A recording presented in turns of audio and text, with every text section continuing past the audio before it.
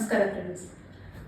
ನಿಮ್ಗೆಲ್ಲರಿಗೂ ಗೊತ್ತಿರೋ ಹಾಗೆ ನನಗೆ ಯೂಟ್ಯೂಬ್ ಚಾನೆಲ್ ಶುರು ಮಾಡಿದ್ದೆ, ಬಟ್ ತುಂಬಾ ಬೇಗ ಅದನ್ನ ಸ್ಟಾಪ್ ಮಾಡಿದೆ. ಯಾಕಂದ್ರೆ ನನಗೆ ಅದು ರುಟೀನ್ ಅನಿಸ್ತಾ ಇತ್ತು. ಅದೇ ಕುಕಿಂಗು, ಅದೇ ಕ್ಲೀನಿಂಗು, ಅದೇ ತೋರಿಸಿ ನಿಮ್ಮನ್ನು ನೋಡಿ ಅಂತ ಹೇಳೋದು ಯಾಕೋ ನನಗೆ ಸರಿ ಹೋಗ್ಲಿಲ್ಲ. ಆಮೇಲೆ ತುಂಬಾ ಯೋಚನೆ ಮಾಡಿದೆ, ಒಂದು ಹೊಸದೇನಾದ್ರೂ ಮಾಡಬೇಕು, ನನಗೆ ಹೆಲ್ಪ್ ಆಗಬೇಕು, ಮತ್ತೆ ನನ್ನ ಚಾನೆಲ್ ನೋಡೋ ನಿಮಗೂ ಹೆಲ್ಪ್ ಆಗಬೇಕು ಅನ್ನೋ ಯೋಚನೆಯಿಂದ ತುಂಬಾ ಗ್ಯಾಪ್ ತಗೊಂಡೆ. ಆಮೇಲೆ ಎಷ್ಟೊಂದು ತರ ಥಿಂಕ್ ಮಾಡಿದೆ, ಯಾವ್ದು ಮಾಡಿದ್ರೆ ಒಳ್ಳೇದಾಗತ್ತೆ, ಯಾವ್ದು ಬೆಸ್ಟ್ ಅಂತ. ಆಮೇಲೆ ನನ್ಗೆ ಅನಿಸ್ತು ಸಬ್ಸ್ಕ್ರೈಬರ್ಸ್ಗೆ ಹೆಲ್ಪ್ ಆಗಬೇಕು ನನ್ನ ಚಾನೆಲ್ ಎಲ್ಲ. ಬರೀ ಅವ್ರು ನಮ್ಗೆ ಸಬ್ಸ್ಕ್ರೈಬ್ ಮಾಡ್ತಾ ಇದ್ದಾರೆ, ನೋಡ್ತಾ ಇದ್ದಾರೆ, ಮತ್ತೆ ಪಾಪ ಅವ್ರಿಗೆ ಏನು ಇನ್ ರಿಟರ್ನ್ ನಾವೇನು ಕೊಡಕ್ಕಾಗ್ತಿಲ್ಲ ಅವರಿಗೆ. ಸೊ ನಾನೇನ್ ಅನ್ಕೊಂಡೆ ಅಂದ್ರೆ ಇದು ನನ್ನ ಹೊಸ ಯೋಜನೆ. ಇದು ಎಷ್ಟರವರೆಗೂ ಸಕ್ಸಸ್ ಆಗುತ್ತೆ ಅಂತ ನನಗೆ ಗೊತ್ತಿಲ್ಲ, ಬಟ್ ನಾನು ಸಕ್ಸಸ್ ಮಾಡಬೇಕು ಅಂತಿದ್ದೀನಿ. ಯಾಕಂದ್ರೆ ಇದು ನನಗೂ ಹೆಲ್ಪ್ ಆಗಬೇಕು, ಮತ್ತೆ ನಿಮಗೂ ಹೆಲ್ಪ್ ಆಗಬೇಕು. ಇದು ಹೇಗಂದ್ರೆ ನಮ್ಮ ದಾಸರು ಹೇಳಿದಂಗೆ ಕೆರೆಯ ನೀರನ್ನು ಕೆರೆಗೆ ಚೆಲ್ಲಿ ಅಂತ. ಸೊ ಹಾಗಾಗಿ ನಾನು ಈ ತರ ಯೋಚನೆ ಮಾಡಿದ್ದೀನಿ. ಈ ಪ್ಲಾನ್ ನ ನೀವು ಕೇಳಿ ನನಗೆ ಫೀಡ್ಬ್ಯಾಕ್ ಕೊಡಿ ದಯವಿಟ್ಟು, ಮತ್ತೆ ಆದಷ್ಟು ಶೇರ್ ಮಾಡಿ. ನನಗೆ ಈ ಚಾನೆಲ್ ಇಂದ ಏನ್ ಇನ್ಕಮ್ ಬರುತ್ತೋ ಅದು ತುಂಬಾ ಟ್ರಾನ್ಸ್ಪರೆಂಟ್ ಆಗಿ ಇಡಬೇಕು ಅಂತಿದ್ದೀನಿ. But depending on the YouTube ಅವ್ರದ್ದೇನು ನಿಯಮಗಳಿರುತ್ತೋ ಅದ್ರ ಪ್ರಕಾರ ಹೋಗೋಣ ಅಂತಿದ್ದೀನಿ. ನನಗೆ ಬರೋ ಇನ್ಕಮ್ ಅಲ್ಲಿ ಅರ್ಧ ಸಬ್ಸ್ಕ್ರೈಬರ್ ಫಂಡ್ ಅಂತ ಮಾಡಬೇಕು ಅಂತಿದ್ದೀನಿ.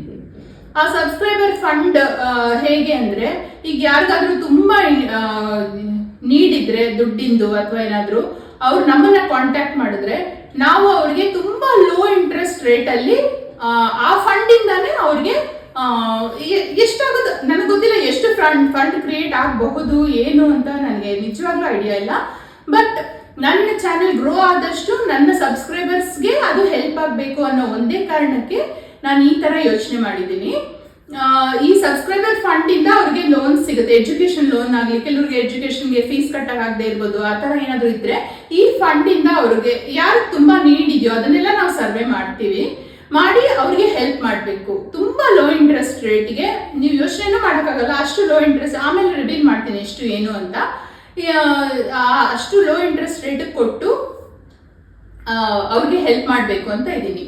ಮತ್ತೆ ನನ್ನ ಚಾನೆಲ್ ಅಲ್ಲಿ ಯಾವ ತರ ವಿಡಿಯೋಸ್ ಇನ್ಮೇಲೆ ಬರುತ್ತೆ ಅಂದ್ರೆ, ನನ್ನ ಸಬ್ಸ್ಕ್ರೈಬರ್ಸ್ ಅಲ್ಲೇ ಅವ್ರ ಸಕ್ಸಸ್ ಸ್ಟೋರೀಸ್ ನಾನು ಪಾಡ್ಕಾಸ್ಟ್ ಮಾಡ್ಬೇಕು ಅಂತಿದ್ದೀನಿ. ಈಗ ನಾನು ಯಾರಾದ್ರೂ ಒಬ್ರು ತುಂಬಾ ಲೈಫಲ್ಲಿ ಕಷ್ಟಪಟ್ಟು ಆ ಕಷ್ಟನ ಅವ್ರು ಹೇಗೆ ಮೆಟ್ಟಿ ಮೇಲೆ ಬಂದ್ರು ಅನ್ನೋರು ಇದ್ರೆ ನನಗೆ ಕಾಂಟ್ಯಾಕ್ಟ್ ಮಾಡಿದ್ರೆ ನಾವು ಅವ್ರ ಸ್ಟೋರೀಸ್ ಕೇಳಿ ನಮ್ಗೆ ಏನ್ ಕರೆಕ್ಟ್ ಅನ್ಸುತ್ತೋ ನಮ್ಗೆ ಅದು ಪಾಡ್ಕಾಸ್ಟ್ ಮಾಡ್ತೀವಿ. ಮತ್ತೆ ಆ ಇಂಟರ್ವ್ಯೂಸ್ ಇರುತ್ತೆ. ಒಬ್ರಿಗೊಬ್ರು ಹೆಲ್ಪ್ ಮಾಡ್ಕೊಂಡು ಹೋಗ್ತಾ ಇದ್ರೆ ಒಂಥರ ಸ್ಯಾಟಿಸ್ಫ್ಯಾಕ್ಷನ್ ಸಿಗುತ್ತೆ ಅಂತ ನನ್ನ ಅನಿಸಿಕೆ. ನೀವೆಷ್ಟು ಜನ ಇದಕ್ಕೆ ಬೆಲೆ ಕೊಟ್ಟು ಈ ಚಾನೆಲ್ನ ಗ್ರೋ ಮಾಡ್ತೀರಾ ಅನ್ನೋದು ನಮ್ಮಿಬ್ಬರ ಏಳಿಗೆಗೆ ಅದು ದೋಹದ ಆಗ್ಬೇಕು.